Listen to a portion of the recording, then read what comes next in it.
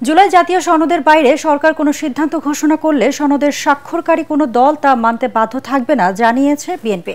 চেয়ারপারসনের গুলশান কার্যালয়ে সংবাদ সম্মেলনে স্থায়ী কমিটির সদস্য ডক্টর খন্দকার মোশাররফ হোসেন সিদ্ধান্ত গ্রহণের ক্ষেত্রে প্রধান উপদেষ্টাকে সতর্ক থাকার আহ্বান জানিয়ে তিনি বলেন, অন্যথায় এর দায় অন্তর্বর্তী সরকারের উপর বর্তাবে।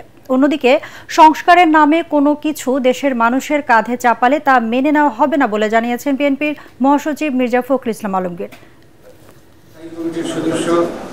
দলের সর্বোচ্চ নীতি নির্ধারণী ফোরাম স্থায়ী কমিটির সবশেষ বৈঠকের সিদ্ধান্ত জানাতে চেয়ারপারসনের গুলশান কার্যালয়ে জরুরি সংবাদ সম্মেলন।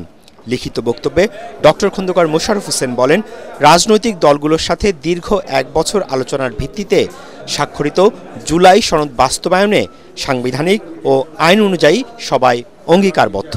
এর বাইরে গিয়ে সরকারকে কোনো কিছু চাপিয়ে দেওয়ার চেষ্টা না করার আহ্বান জানানো হয় সংবাদ সম্মেলনে। সম্প্রতি অন্তর্বর্তীকালীন সরকারের উপদেষ্টাদের মধ্যে কেউ কেউ জুলাই জাতীয় সনদের বাইরে কোনো বিষয়ে সরকারের সিদ্ধান্তের ঘোষণা প্রসঙ্গে যে সকল বক্তব্য দিচ্ছেন তা বিভ্রান্তিকর এবং ঐকমত্যের ভিত্তিতে গৃহীত সিদ্ধান্ত অগ্রাহ্যের শামিল বা অগ্রাহ্য করার শামিল। আবার আমি এটা পড়ছি যে সরকারের সিদ্ধান্ত ঘোষণার ক্ষেত্রে যেসব বক্তব্য দিচ্ছেন তা বিভ্রান্তিকর এবং ঐকমত্যের ভিত্তিতে গৃহীত সিদ্ধান্ত অগ্রাহ্য করার শামিল। আমরা স্পষ্ট ভাষায় বলতে চাই যে জুলাই জাতীয় সনদে উল্লেখিত বিষয়দের বাইরে সরকার কোনো সিদ্ধান্ত ঘোষণা করলে সনদে স্বাক্ষরকারী কোনো দলের জন্য তা মান্য করার বাধ্যবাধকতা থাকবে না। স্থায়ী কমিটির নেতারা জানান, তবে সরকার যে কোনো ইস্যুতে আলোচনার আহ্বান জানালে সহযোগিতার জন্য প্রস্তুত বিএনপি।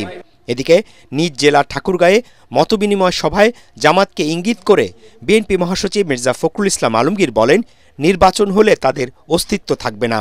নির্বাচন বানচালের ষড়যন্ত্র করছে বলেও অভিযোগ করেন তিনি। দীর্ঘ 9 মাস আপনি যে সংস্কারের নাম করে সব রাজনৈতিক দলগুলোর সাথে কথাবার্তা বললেন এবং একটা একমত হলেন অনেকগুলো বিষয়ে, সেই একমত বিষয়ের বাইরে আপনি কোনো কিছু যদি গায়েব করে এই দেশের মানুষের উপর চাপাই দিতে চান তার সব দায় দায়িত্ব আপনার। জামাত ইসলাম বলতেছে ওটাই করিবা হবে, ওটা না করলে নাকি ভোট হবে না। ভাই ভোটকে তো ভয় পাচ্ছ কেন? কারণ তুমি জানো যে ভোট হলে তোমার অস্তিত্ব থাকবে না, এই কারণে তুমি ভোটকে এত ভয় পাও, নির্বাচনকে এত ভয় পাও। ঠাকুরগাঁও সদর উপজেলার কে লক্ষ্মীহাট উচ্চ বিদ্যালয় মাঠে বরগাঁও ইউনিয়নের ভোটারদের সাথে মতবিনিময় সভায় তিনি ধানের শীষে ভোট দেওয়ার আহ্বান জানান। মইনুল হাসান, এটিএন বাংলা, ঢাকা।